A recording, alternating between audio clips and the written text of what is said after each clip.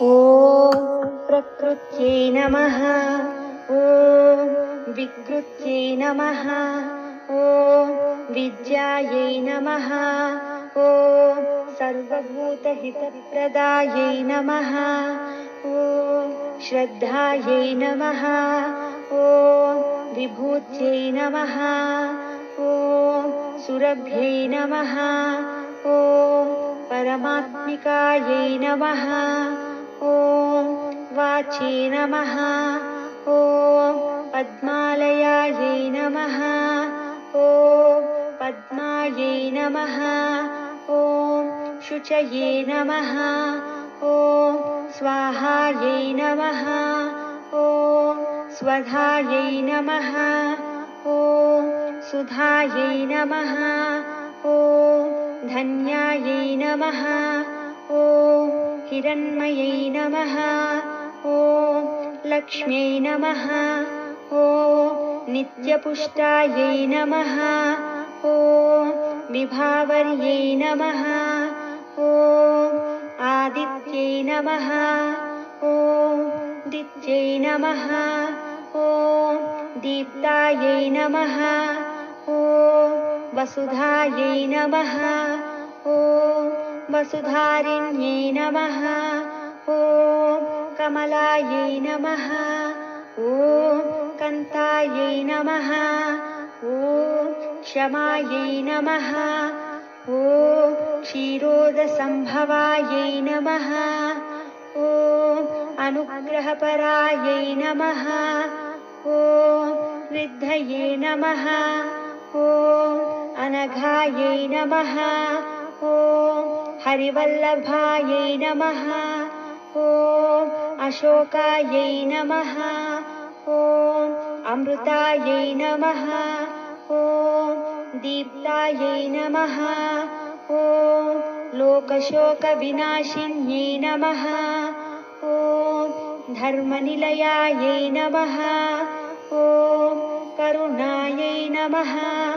ॐ लोकमात्रे नमः। ॐ पद्मप्रियायै नमः। ॐ पद्महस्तायै नमः। ॐ पद्माक्ष्यै नमः। ॐ पद्मसुन्दर्यै नमः। ॐ पद्मोद्भवायै नमः। ॐ पद्ममुख्यै नमः। ॐ पद्मनाभप्रियायै नमः। ॐ रमायै नमः। ॐ पद्ममालाधरायै नमः। ॐ देव्यै नमः। ॐ पद्मिन्यै नमः। ॐ पुण्यगन्धायै नमः। ॐ सुप्रसन्नायै नमः। ॐ प्रसादाभिमुख्यै नमः। ॐ प्रभायै नमः। ॐ चन्द्रवदनायै नमः। ॐ चन्द्रायै नमः। ॐ चन्द्रसहोदर्यै नमः। ॐ चतुर्भुजायै नमः। ॐ चन्द्ररूपायै नमः। ॐ इन्दिरायै नमः। ॐ इन्दुशीतलायै नमः। ॐ आह्लादजनन्यै नमः। ॐ पुष्ट्यै नमः। ॐ शिवायै नमः।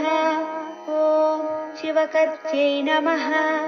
ॐ सत्यै नमः। ॐ विमलायै नमः। ॐ विश्वजनन्यै नमः। ॐ पुष्टये नमः। ॐ दारिद्र्यनाशिन्यै नमः। ॐ प्रीतिपुष्करिण्यै नमः। ॐ शान्तायै नमः। ॐ शुक्रमाल्याम्बरायै नमः। ॐ श्रियै नमः। ॐ भास्कर्यै नमः। ॐ बिल्वनिलयायै नमः। ॐ वरारोहायै नमः। ॐ यशस्विन्यै नमः। ॐ वसुन्धरायै नमः।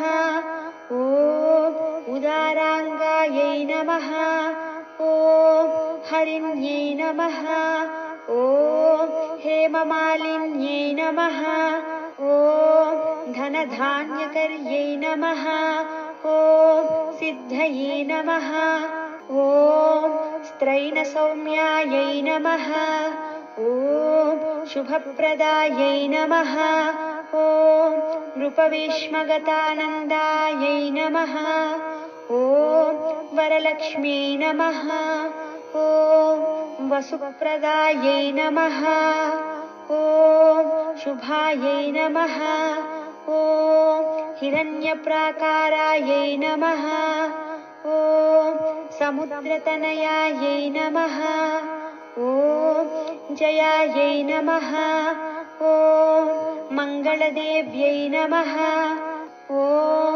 विष्णुवक्षस्थल नमः ॐ स्थितायै नमः ॐ विष्णुपत्यै नमः ॐ प्रसन्नाक्ष्यै नमः ॐ नारायणसमाश्रितायै नमः ॐ दारिद्र्यध्वंसिन्यै नमः ॐ देव्यै नमः ॐ सर्वोपद्रववारिण्यै नमः ॐ नवदुर्गायै नमः ॐ महाकाल्यै नमः ॐ ब्रह्मविष्णुशिवात्मिकायै नमः ॐ त्रिकालज्ञानसम्पन्नायै नमः ॐ भुवनैश्वर्यै नमः इति श्रीलक्ष्म्यष्टोत्तरशतनामावळि समाप्तम्।